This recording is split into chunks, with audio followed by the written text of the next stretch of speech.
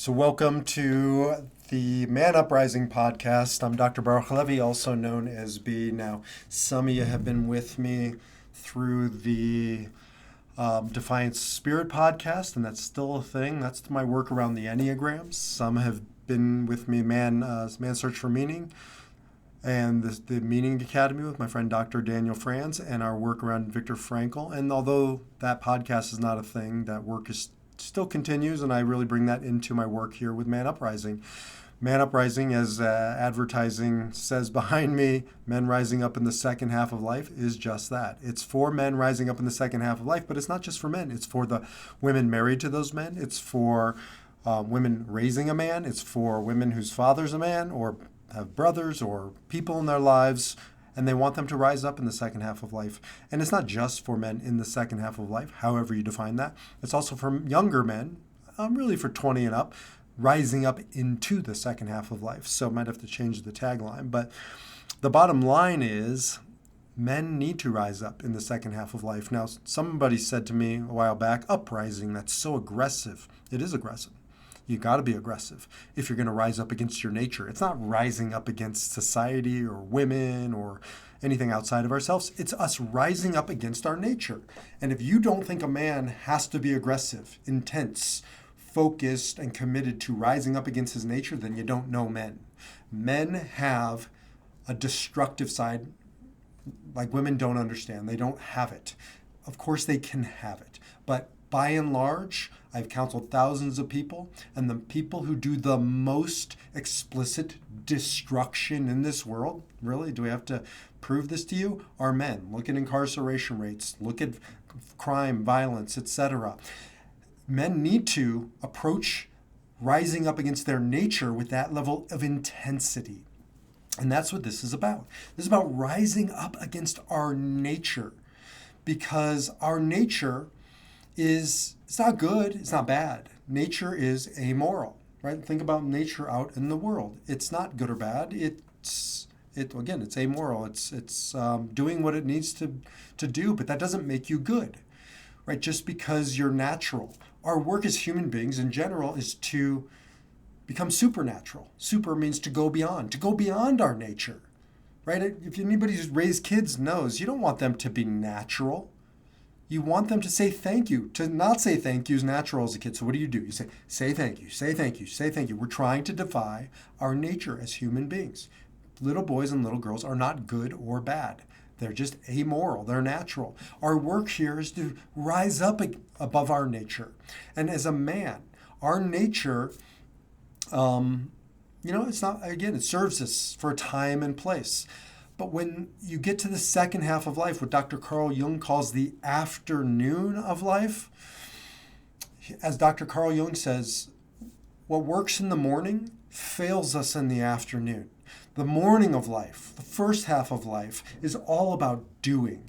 It's about achieving. It's about becoming. It's about externals. It has its place. I want every young person, man or woman, to go out into the world and to make a impact.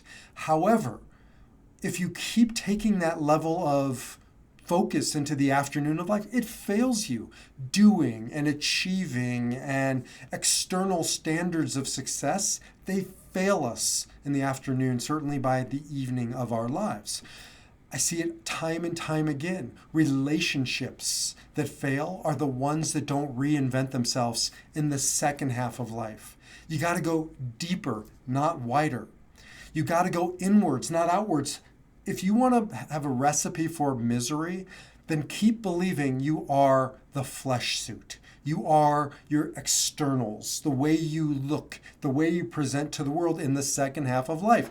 You can try and defy gravity, you ain't going to do it. No matter how hard I try, this hair was not staying in. So either I can fight it and I can get hair plugs, or I can wear a toupee, or I can whatever, or maybe for you it's wrinkles or whatever it is. You can't fight it forever. And if you do, you're just covering it up. It's a facade. It's not true. It doesn't matter to me because I no longer define myself by the outward standards. I want to look good, but I want to look good within the framework of the afternoon. It's a different set of goals, different set of rules, different set of expectations. And so I embrace it. And I embrace it. Well, first of all, I did a preemptive strike, shaving it off. But more than that, I've embraced it by redefining to me what is sexy, what is beautiful, what is meaningful. And I have gone within. This is a new way of being in the world. That's what it means to rise up against your nature, to rise up as a man in this case, and stop defining ourselves by outward competition, right? Defensiveness and strength, courage as being externals. I'm an Enneagram 8. I'm a challenger. I am the quintessential define myself by tough guy, that image in the first half of life, and it carried over into the second half of life. And what I realized was in the first half of life, it worked. It was sexy. It was attractive. It got me what I wanted. It got me to the top of my profession. In the second half of life, it's not sexy. It's sad. It's not working. It's alienating. It's pushing my wife, my kids, my friends further away. I've had to work very hard, and I'm still working on it, to shed the armor, to realize, that idea, courage, from the word cor, comes from the Latin word heart. Courage is vulnerability. In this half of the life, you want to be courageous, especially as an 8. Learn how to be vulnerable. Learn how to open, not close. To invite in, not push out. It's a whole new way of being in the world. Certainly it is for me, and most men I know love and guide in the second half of life, which brings me to a confession. That's right, I'm going to confess right here in front of millions of listeners. Okay, fine, not millions. But I was challenged by a friend of mine who's an Enneagram 8 as well, a challenger. His name is Chuck. Chuck, you know who you are. Chuck is a friend, he's a brother, he's a client. He's in a Man Uprising peer group. I'll tell you more about those. And he said, B, you need to watch The Golden Bachelorette. I said, Chuck, you're out of your effing mind. I have made fun of my wife, Ariella, for 20 years watching that crap. I ain't watching it. He said, you need to watch it because it is a case study on men rising up in the second half of life, coming together in a quote-unquote peer group, and being vulnerable. Now, if you haven't watched it, and yes, I have watched at least the first 3 or 4 episodes. I don't know if I can make it much longer, but it has been wonderful. Truly, I can't believe I'm saying that. I said to Ariella, I'm sorry for making fun of you. Well, I'm not sorry for making fun of you, but the Golden Bachelorette is different than the Bachelorette. Golden Bachelorette is a woman who's in her 60s, I believe. Most of the men are 60s or 70s who are doing the same thing they did on the Bachelorette, but it's not the same thing. I haven't watched The Bachelorette, but Ariella has told me it's pretty disgusting. And I don't need to watch it because I was it. Maybe not The Bachelorette, but I was in that world for a long time, as probably most of you. Some of you still in it. And that is a different set of rules. That is a competition. That is a zero-sum game. There's a winner, there's a loser. Everybody else is a threat. You become the predator, the competitor. And so it's a different way of being in the world. Not a pretty one, right? But the Golden Bachelorette is totally different. I'm not even interested in watching the love scenes because it's kind of cheesy and weird, but so contrived. But the part that's not contrived are the moments when the men, the 60-something-year-old men, are sitting around on the couch talking about their feelings, about their loneliness, about their losses, about their triumphs, about their tragedies. There's no more, big dick contest. Nobody's vying for the Bachelorette. Yeah, they are, but it's not competition. One of them will find their way to her. Don't ruin it for me. I want to find out for myself. But they're each looking for love and supporting their friend on their journey to finding love in their life.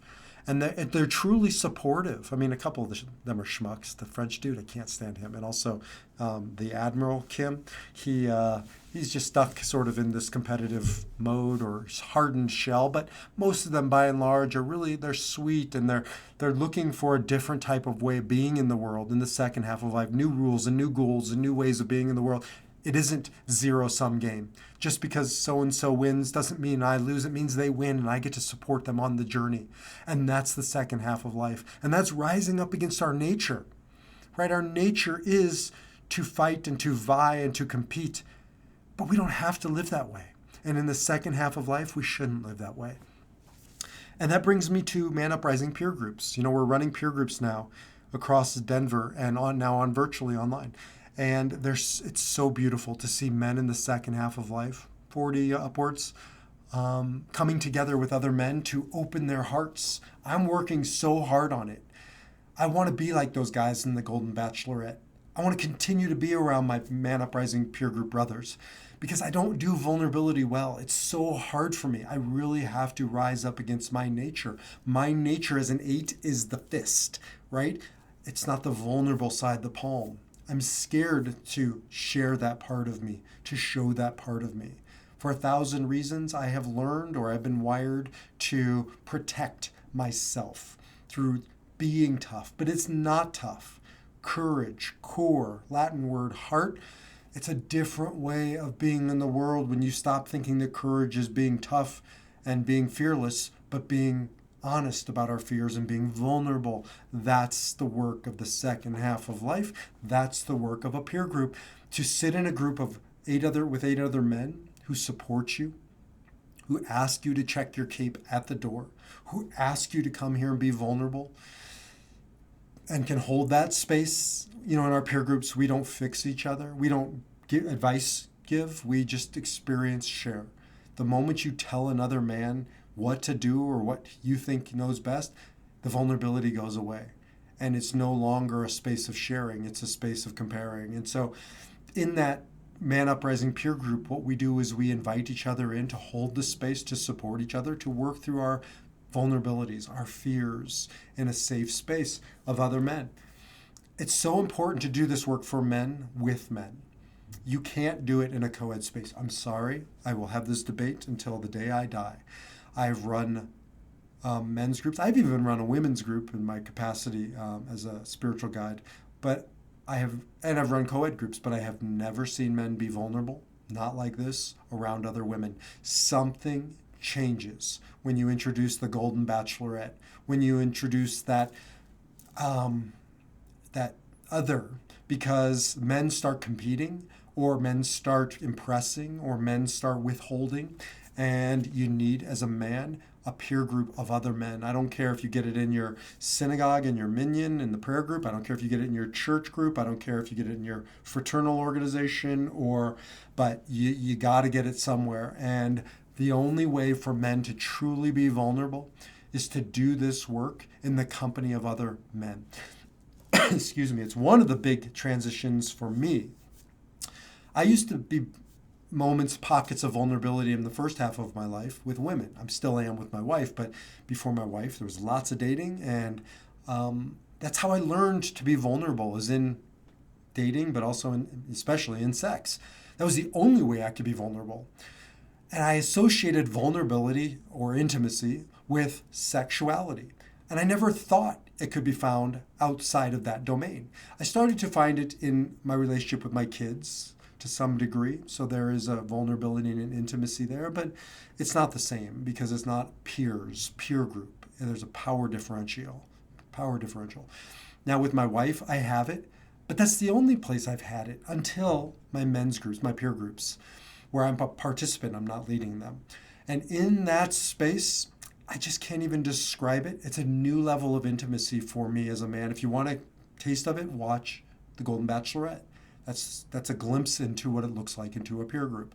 And it is such a beautiful thing to be in a relationship in the second half of my life that's not transactional. It's not competitive.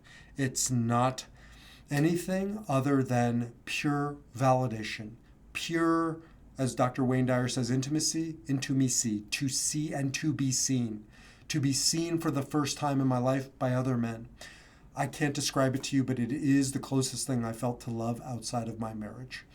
So for me, it's repairing so much damage around my relationships with other men, particularly my dad, who, as you know, killed himself 18 years ago. And so many other men since. I have a tumultuous relationship with men throughout my life, even in the second half of life, and it's all because of the competitive nature. It's all because of the zero-sum game. It's all because of posturing and defensiveness. And for the first time in my life, in my peer group and helping other Man Uprising peer groups come together, form, and evolve. It is the most beautiful thing I've ever seen. So I'm going to wrap up there. I'm going to do another podcast at some point on the content of Man Uprising, but this one is really about the need for Man Uprising, men rising up in the second half of life, to do so in peer groups. Watch the Golden Bachelorette as a way to get a taste of, to move into that space, and to invite your husbands or your fathers or your sons or your brothers or your friends to check out Man Uprising. This is the most important thing I've ever done in my life, to bring together other men, to learn how to be vulnerable, to learn how to go deeper, to learn how to find intimacy in this space, in the second half of life.